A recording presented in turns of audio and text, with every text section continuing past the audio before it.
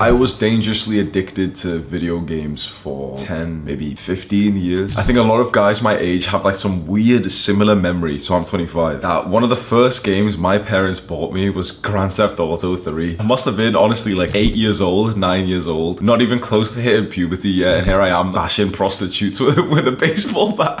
The simple games I used to play, like what was that first console called? Sega. We used to have that, and that was the one which you had like the actual like cassettes for, and you had to like if it wasn't working, like you'd have to put it in, and if it wasn't working, Danny, you try. We had one of those big computers. Obviously these days you just have like MacBooks, like slim looking like laptops, or like gaming computers. We had one which like the monitor was like this thick with like the pull-out keyboard and the little speakers by the side. The computer mouse, that wasn't like a laser one, and it had like a white ball inside of it, and I used to like open them up in school and take the balls.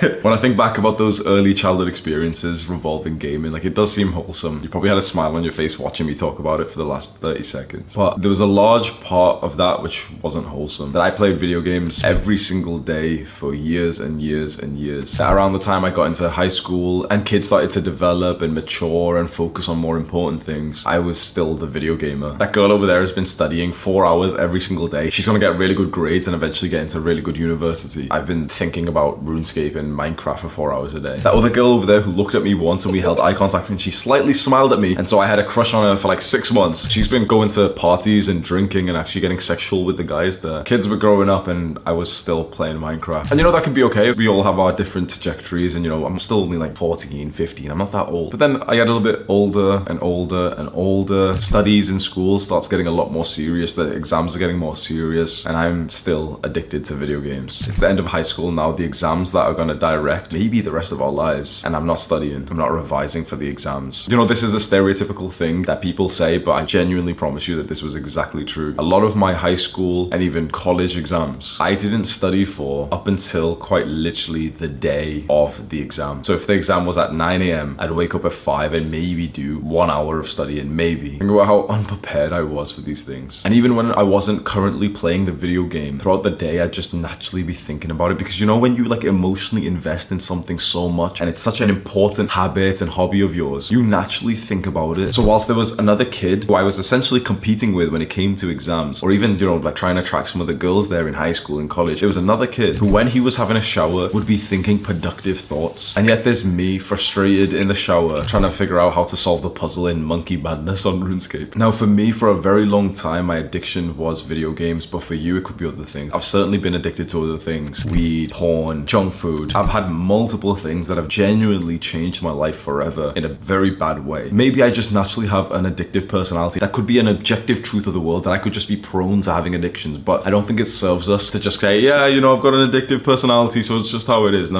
Because I think there's still progress that we can make.